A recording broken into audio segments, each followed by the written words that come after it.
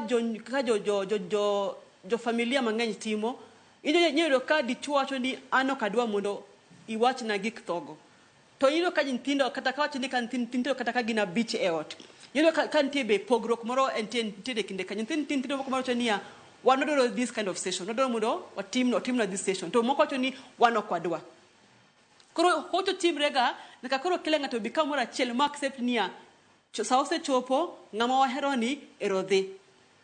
To ng'at ma otamre kabisa cha to be waweya maybe soon obo biro e ginene obo biro in the circle to obo chako sessions.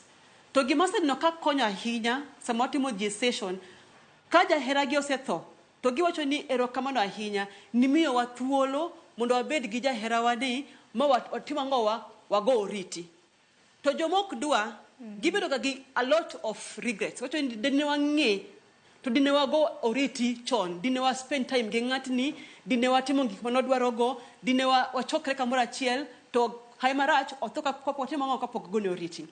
Koro moga gik wanyiso ga jo familia mang'eny. Wanyiso ga ni at this moment in gi that option, in gi that opportunity mar bet gi janyuolni or kata gi jaherani kata gi jaminu kata gi owadu mondo ubet kamoro achiel kata ka en ka olive no meet just one special occasion mondo tima ngowa o winj ka en gi joge.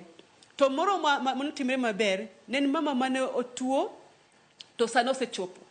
To kana penje ni ndere mani ngima enango achemia nyas gimoro achiel mani hero ahinya e ngima nini to nyisa ni chiegna mar arus. Chiegna mar arus was very special.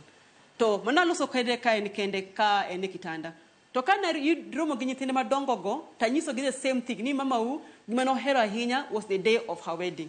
To nyithindo gi no dhi moloso chenro gi wuon gi mokele chieng' mane koro igoli itere palliative girwako min gi gilawe mar arus cha to gi wile nyaka e kanisa. Kodhi kanisa to oromo gi chuore ka en mbele kucha. It was very lovely. Nyithindo no loso arus no mokete very special. Ka gikonyre gi wuon gi kech wuon gi no paro gimoro mano timre mane gi renew their vows ma ji no miel ma ji ochiemo to ka kochopo gokinyi to nigo ka min gi no setho. Mane gocho niya at least we gave our mother one thing that she loved most in her life.